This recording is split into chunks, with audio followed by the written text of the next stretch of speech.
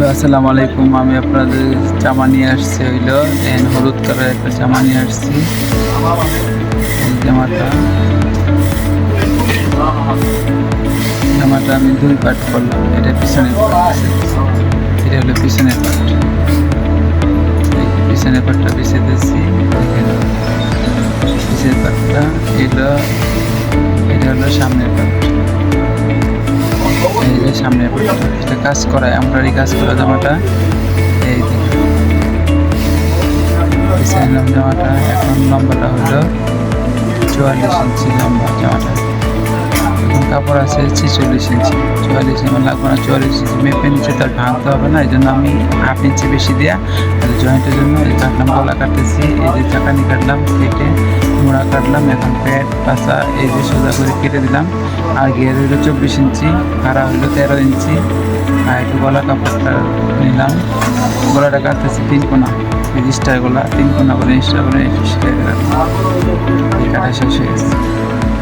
হাতা কাটছি আগে, হাতা এই যে কাটতেছি। হাতা 16 ইঞ্চি, 16-10 এই হাতা কাটা শেষ।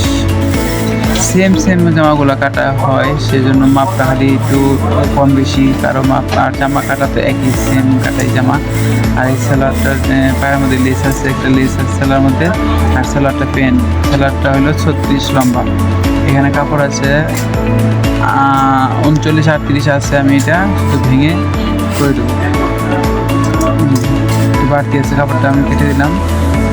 দেখেন সেলারটা দিয়েছি আমি 36 ইঞ্চি লম্বা সেলারটা। এটা কোমর দিয়ে কাটতে হবে। এটা কোমরের কাপড়টা কেটে দিলাম।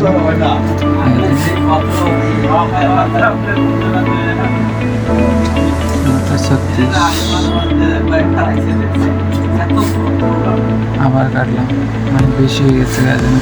কোমর দিয়ে কাটতে গেছে, কোমরটা কেটে রাখলাম আগে। তারপরে সেলারটা আমি একটু চাপা টাইপের সেলারটা হবে, তো এই জন্য কোমরটা আমি 28 ইঞ্চি কোমরটা নিলাম। এটা রাবার হবে। আর 36 ইঞ্চি সেলারটা চাপা, এই জন্য আমি কেটে কোমরটা কেটে নিলাম। কাটার পরে এখন আমি এটা সেলারটা কেটে দিলাম। পায়ের মুখটা 11,